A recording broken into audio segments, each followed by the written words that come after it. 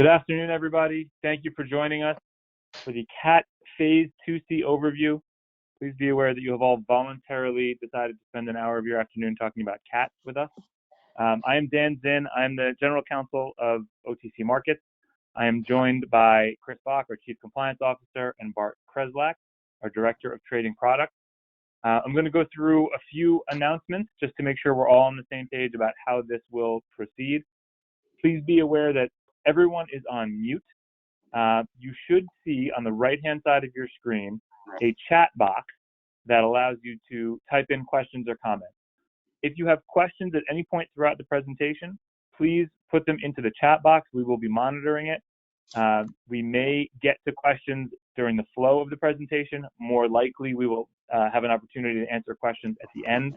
And if it turns out that we don't have time to answer a particular question or set of questions, we will follow up with people specifically and make sure we get you those answers, or obviously feel free to contact us after the session. Please also be aware that the session is being recorded and will be archived on our YouTube channel and our website. We will send follow-up information to all of the participants here so that you have access to all of that information, including the presentation slides. That will happen later this week. This is information we want to make available to as many people as possible.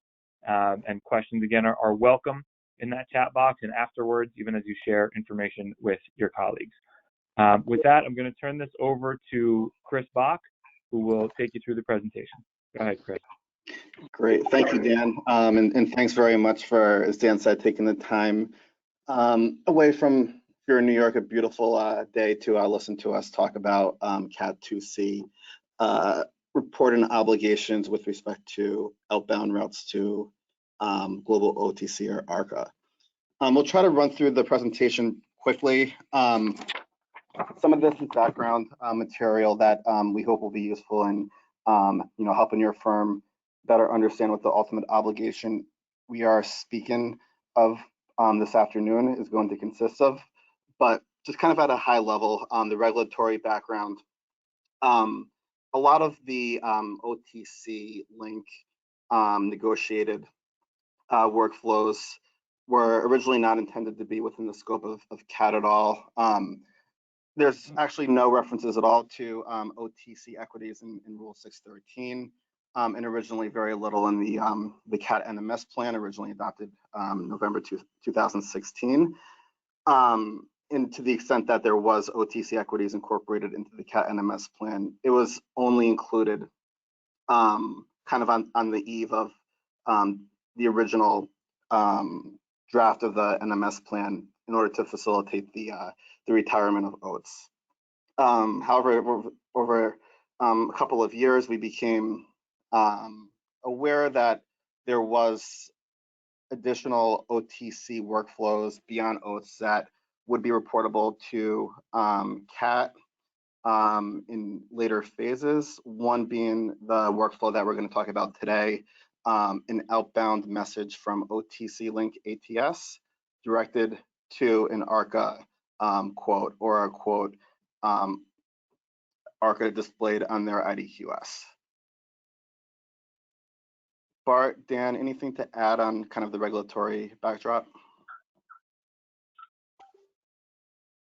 No, I think that's the appropriate background. Yeah, I agree, Chris.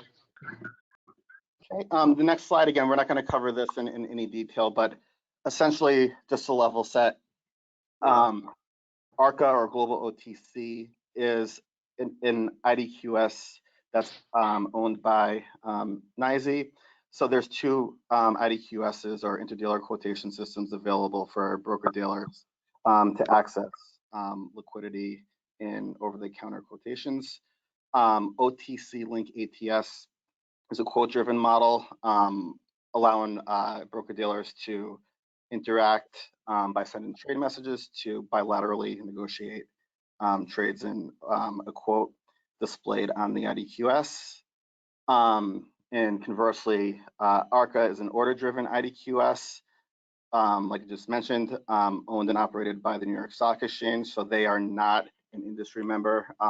They are included within the SRO operating committee that's separate reporting requirements than industry members. And like I said before, the interaction is going to be specific to messages sent from OTC Link ATS to global OTC to access a global OTC or ARCA quote. Bart or Dan, anything to add there?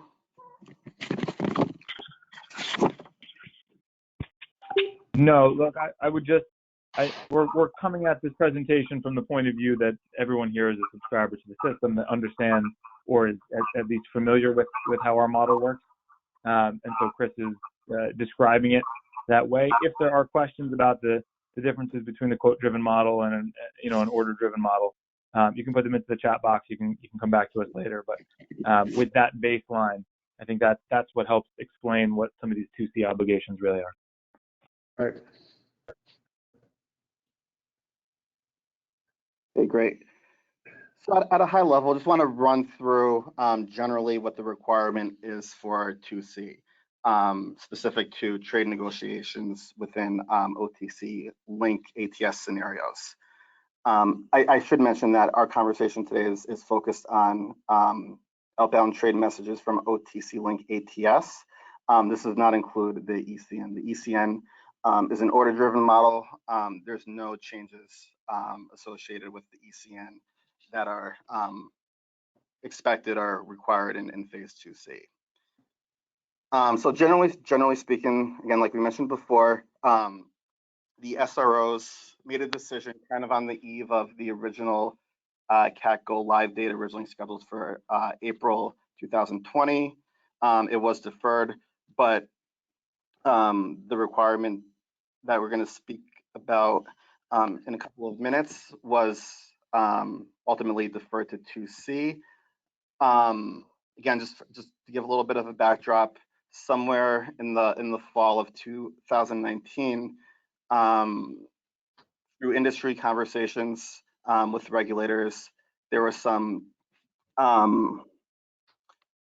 discussions on OTC Link messages, outbound messages being reportable as an order in 2A. So as the industry kind of questioned that requirement, asked for clarification, ultimately the regulators did decide that because global OTC is an order-based IDQS, that the outbound trade messages sent to global OTC do meet the definition of a CAT order and therefore are reportable in 2A. Again, because that decision was made in March prior to the initial go live phase of CAT, it was deferred to 2C, which is upcoming April 26, 2021. And really what the requirement consists of is, rather than the outbound trade message be categorized as a trade message and not reportable as an order, which was the original interpretation of an OTC Link message, it became reportable as an order. Nothing within the message in itself changes, nothing within the workflow changes. It's just simply a transcription from a OTC Link message into a CAT new order and a CAT order route event. And these are specific, this requirement is specific to the outbound trade message. The message sent from global OTC to OTC Link ATS is not in scope for 2C. That will be reportable as part of the 2B scope.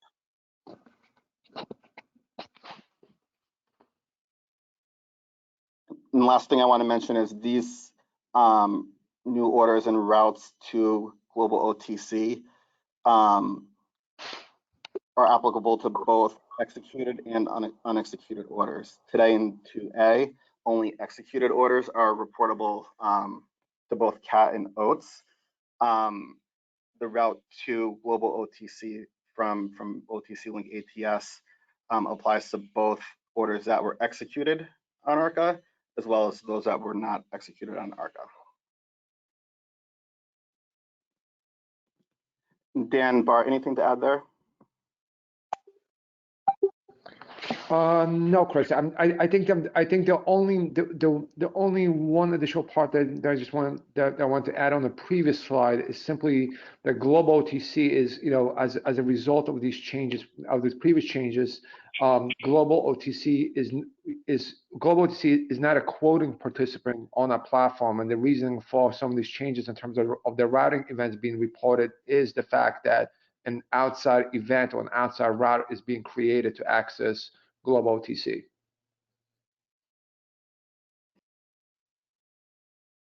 Thanks, Bart. Dan, anything to add?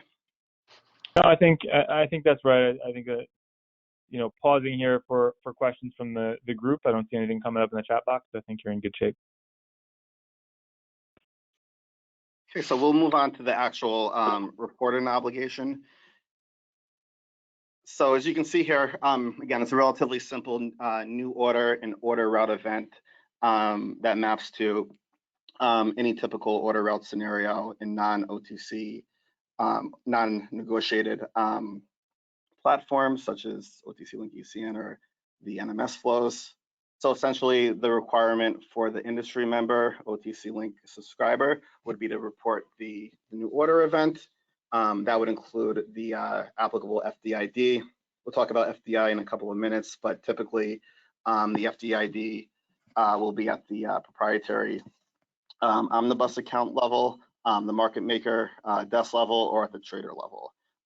The FDID will not map to the end customer. If there is an end customer, it will always map to the broker dealer subscriber who is sending an order to global OTC.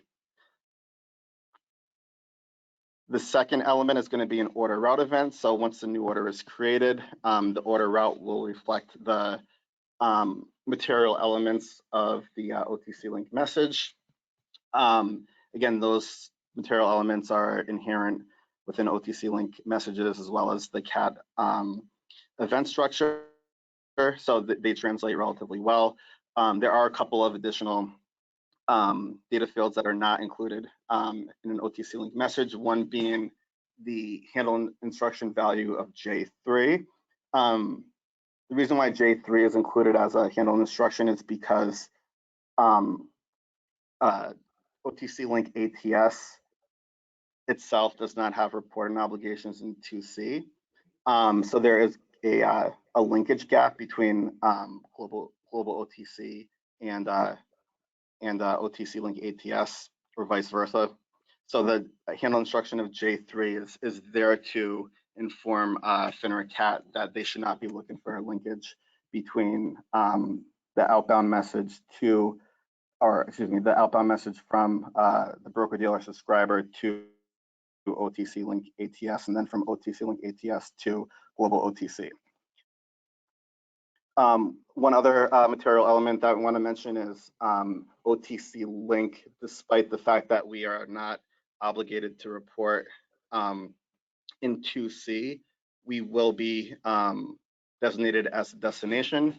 So the new order event will include the CAT IMID structure, that being the CRD number of OTC Link LLC, as well as the MPID that is associated with OTC Link ATS, OTCL.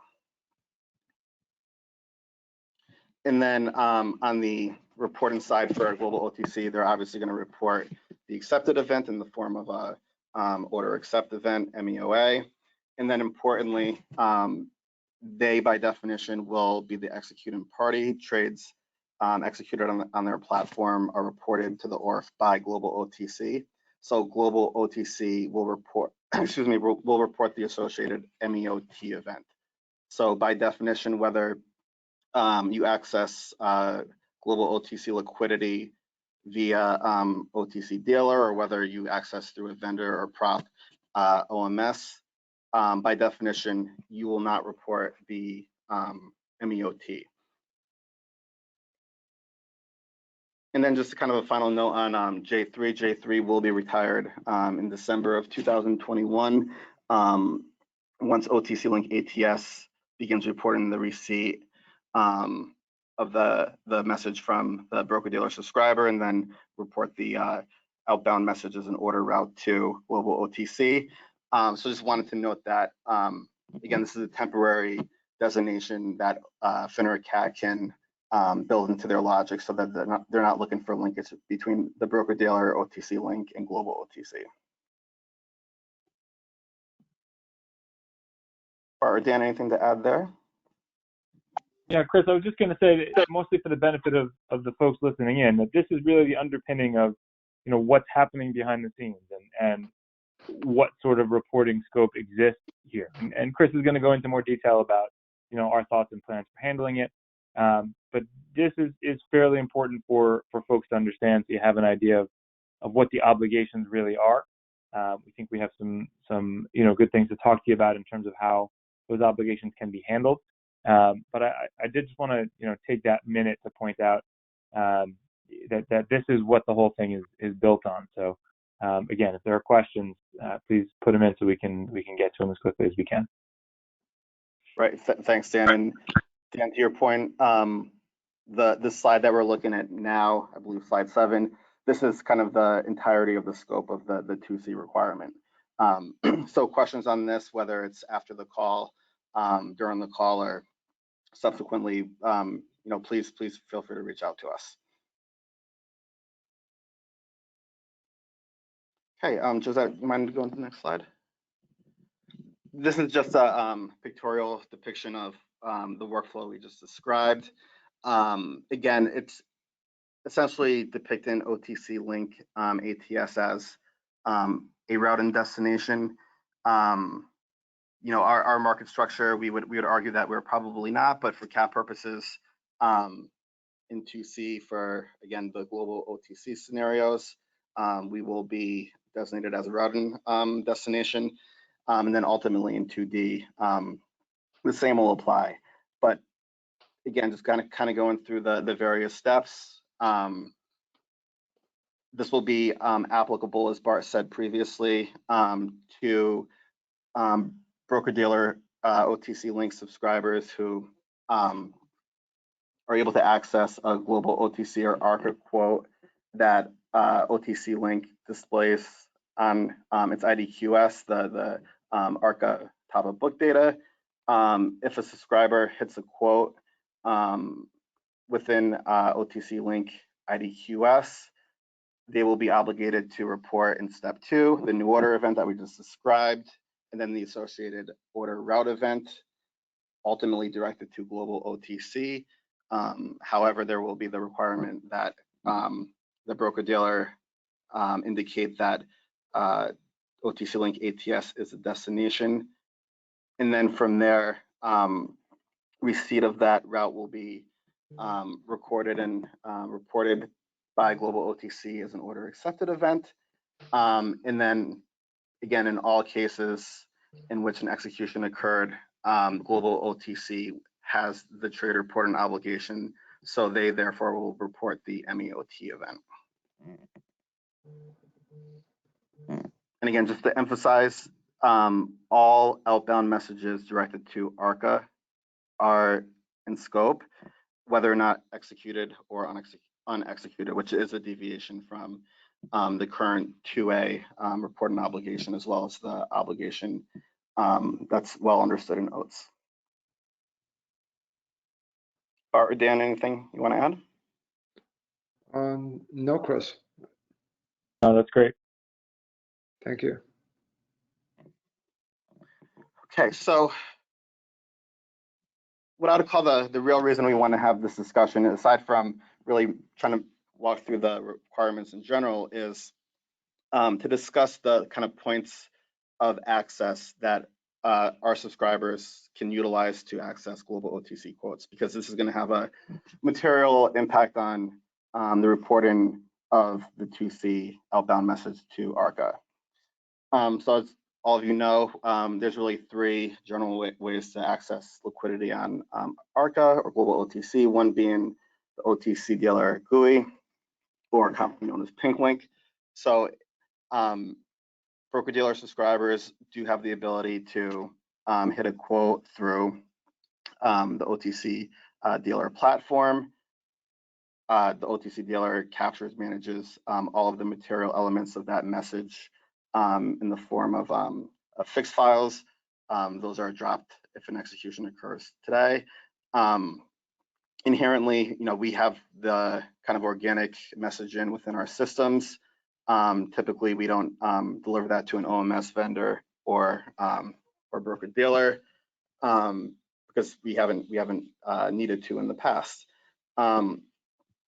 So as we kind of go through this slide, we have a solution to help alleviate what would be some challenges associated with firms who utilize the dealer platform to transact with global OTC. The other two methodologies are kind of a combination of the two. One being the vendor or proprietary order management system. We're going to classify those as the same. It's like today, firms who utilize a OMS either in tandem with the dealer platform or on its own without reference to the dealer platform, those entities would report the outbound message to global OTC in phase 2C, just like for the reasons described for the dealer platform having the messaging organically within its systems, the OMSs would likewise have all of the messaging necessary to create the new order and order route event. And then the third methodology, and probably the wrong term, but some firms do utilize the combination of the dealer platform and OMS. And I don't mean to confuse that by implying that there's kind of a interchange between the two. What I mean by that is some traders may use the dealer platform while others may use the OMS. There's cases where firms may use the dealer for kind of a backup system. But the point here is that there are firms that have that utilize both the dealer platform and an OMS, and we want to kind of just distinguish what would be our recommendation for reporting if a firm does utilize one or more OMS along with the dealer platform.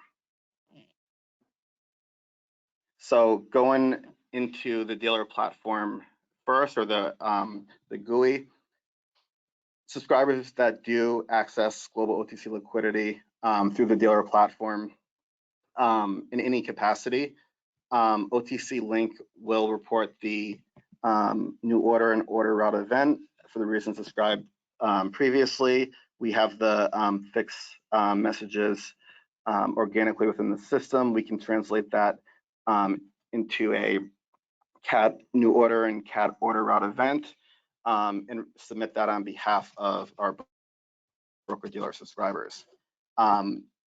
Taking the fixed messages within the OTC dealer and translating them into either a CAT new order and order route event, and then providing that information back to the broker dealer or its service bureau, or just providing the raw fixed records back, we believe has the opportunity to cause unnecessary errors. So our recommendation is that we will submit the CAT records associated with dealer messaging. And then for similar reasons, the opposite approach would apply to OMS scenarios, where the OMS, whether vendor or proprietary, would perform the CAT reporting, the submissions of the new order and the order route events. If there is a combination between usage of the dealer platform and an OMS, our belief is that those workflows are already distinguished. There's not significant interaction between OMSs and the dealer platform, and so to the extent that firms do use both on a given day, orders that flow through the GUI should be readily distinguishable from orders that flow through a vendor or proprietary OMS.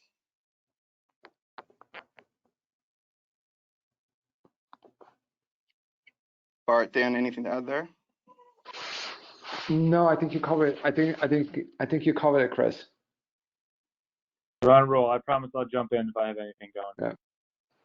Yeah. The next slide just encapsulates what I just tried to describe. Table 1 provides kind of the reporting construct for dealer flows, and then Table 2 provides the reporting construct for orders that were sent via a non-OTC dealer OMS. Should note here that any use case specific to OTC Link ATS that's not reportable in 2A already is not reportable in 2C.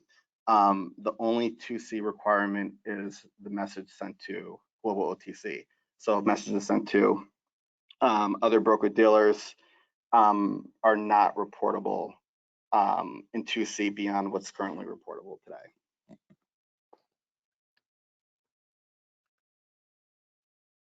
Okay, do you mind going to the next slide? So this slide is really focused on what OTC Link would need from our subscribers in order to establish a reporting relationship and to allow us to report CAT records on your firm's behalf. The first is relatively simple. We do include depictions in the appendix if you're not familiar with the CAT portal of how to establish a reporting relationship with OTC Link. But essentially, the workflow, so to speak, is to log on to the CAT portal. Once you're logged in, you'll see on the left-hand side of the screen the reporting relationship tab. You click on the reporting relationship tab. You'll see a screen that pops up that directs you to include certain information to establish that reporting relationship. And it's really the submitter ID. The submitter ID is OTC Link LLC CRD number that we include in red on the screen. There's no other detail that should be included. There will be a drop down that specifies whether this is a third party relationship with the agent. You do not have to select that because we are a CAT reporter. So the third party designation is not required. The submitter is sufficient to establish that third party relationship. There are certain credentials that are required to establish a relationship. The entitlement has to be performed by someone with those credentials. If your firm has any questions related to the level of credential that's required to entitle another CAT reporter to submit on your firm's behalf, just feel free to send us an email and we'd be happy to direct you. The second element that's required for OTC Link to submit CAT records on your firm's behalf that we don't have within the messages that are captured within the GUI is your firm's FDID associated with the transactional activity. Like we mentioned before, and as is depicted in the third bullet, the FDID is typically going to be either the FDID or the account number of the market making desk, an omnibus proprietary account, likely either a prop account for NMS and OTC equities, or a prop account solely inclusive of OTC transactional activity. And then the third would be at the trader level. So traders who might make a market in certain securities may have a account that's tied to their transactional activity, or it may just generally be at the trader level. For firms who do have an account structure where the FDID would map directly to a trader, we would ask that the trader ID be mapped to the FDID.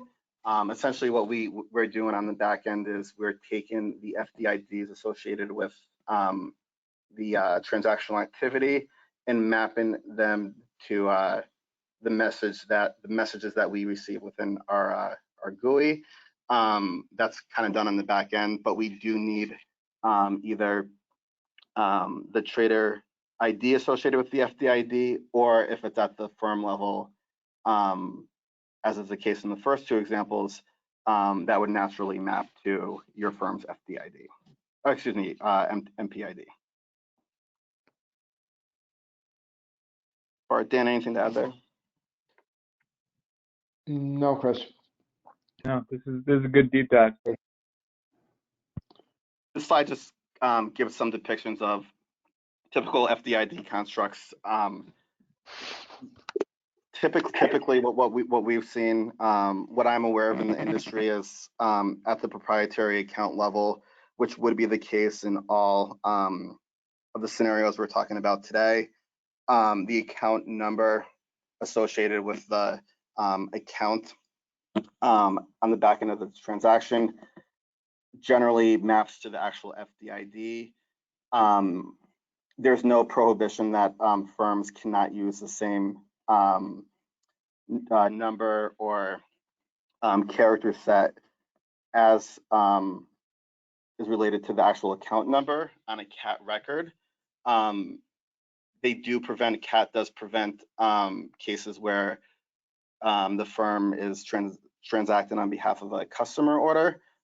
They do have to mask those account numbers so that they don't collate directly to the FDID, but that prohibition is not applicable to proprietary trading scenarios.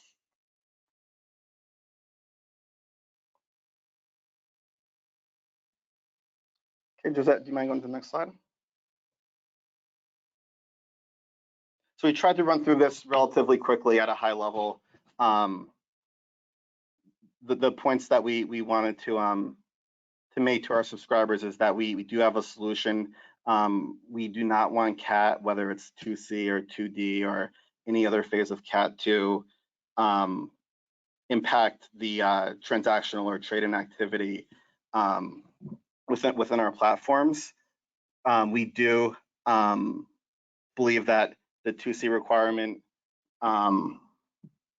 is relatively simple in terms of the construct, but we did want to kind of preview what's reportable in 2C and to kind of communicate, what we would be providing in terms of submission of CAT records inherent to the OTC dealer platform, so that our subscribers do not have,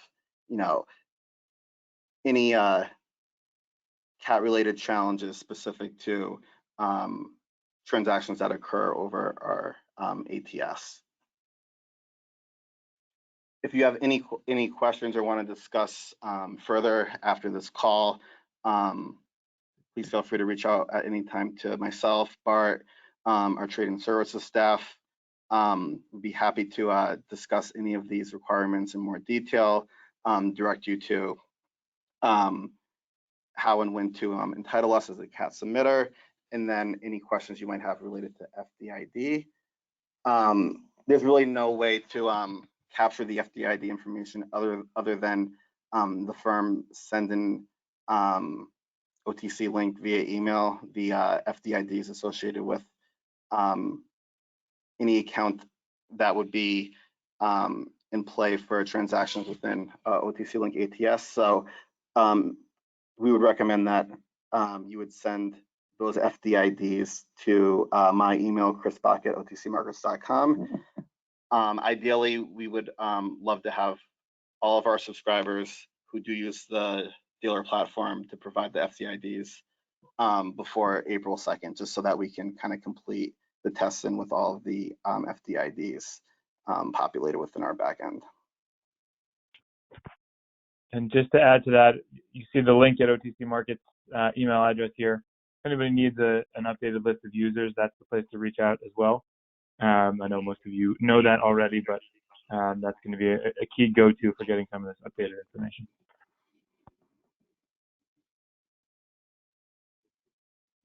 Okay, so Josette, I think we can open it up for questions. Just before questions, just want to note that we included like I mentioned before, screenshots of kind of the entitlement process, including the CRD number of OTC Link that you would populate in the submitter dropdown, and then the last slide has all of the resources published on the CAT NMS plan website applicable to the 2C obligation that we discussed today. So as we go to questions and give people a second to type in the chat box if they have anything, just to address one of the questions that's in there now, if anybody missed the beginning, we will make a copy of this presentation available. We're going to send out information via email to all of the participants over the next couple of days. So you'll be able to view an archived copy of the presentation itself and get a copy of the deck that Chris ran through and all of the information in there. If for some reason you don't get it or don't see it and you don't feel like you would like a copy by the end of the week, just reach out to Chris or to the link at otcmarkets.com email address and we can send it to you.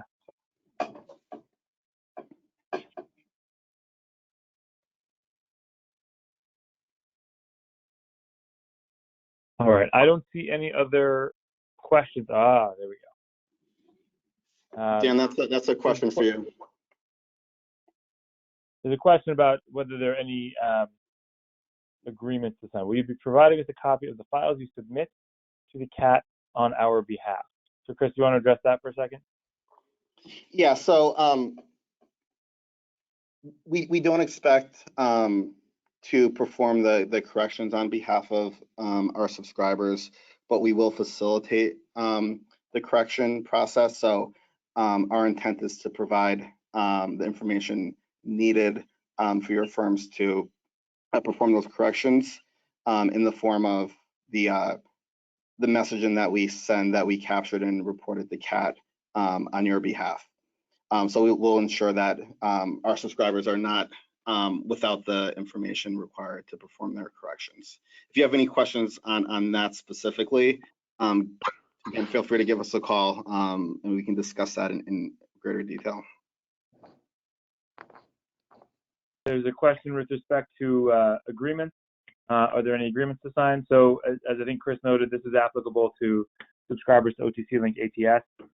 There will be, just like other additional services that people may have subscribed to the ATS, there will be an additional line just to check off on that attachment that lists all of our services, indicating that you'd like to opt into this service, but the terms of the agreement you have will apply there.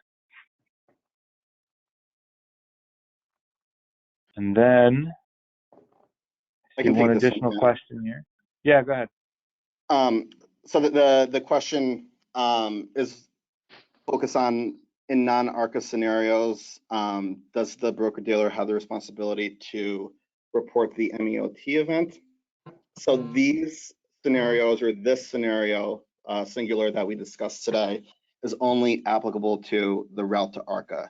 So if your firm does not transact with ARCA at all, or you don't transact via OTC Link ATS, there would be no obligation to report anything that's not reportable today.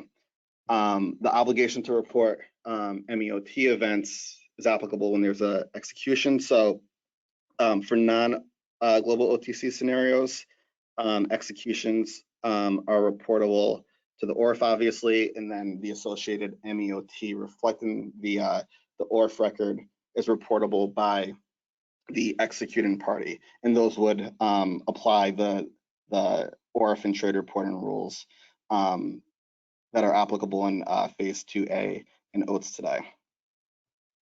If kind of conversely, there's your firm does interact with ARCA, whether it's via OTC Link ATS or whether it's outside of the four walls of OTC Link ATS, ARCA by definition will execute the order. Their platform is order-based and will automatically execute orders provided that the order is immediately actionable, and therefore they in all cases will report to the ORF, which means they will report the MEOT event. And I should note with respect to the MEOT event for vendor OMS platforms, there's a blanket logic that they will apply if they haven't already that will turn off the need to generate MEOT events for outbound messages routed to ARCA.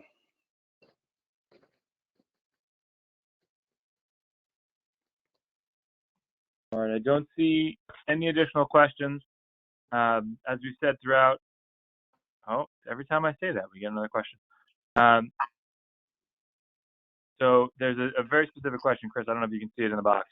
I can. This might be Bart. Can you see this question? Even at 455, it's fixed type 115. Is the counterparty? That's correct. That is correct. So essentially, the two things need to, from an implementation perspective, two things need to happen.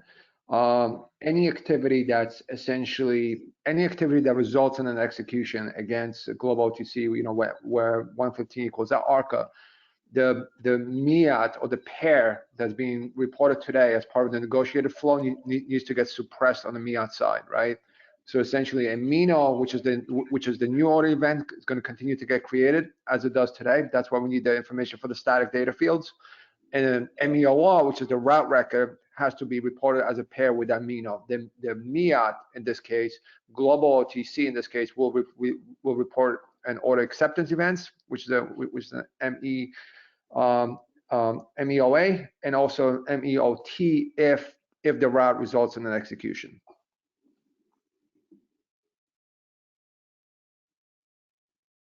Thanks, Bart. The nice thing about this workflow is the fact that global OTC is an order-based platform that automatically executes immediately actionable orders.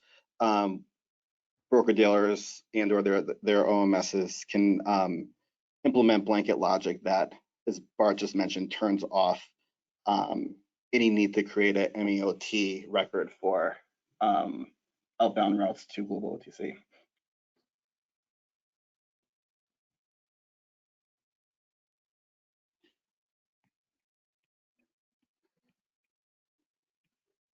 Okay, I think that we're at the end, although if somebody pops in a question while I'm talking, we will certainly address it.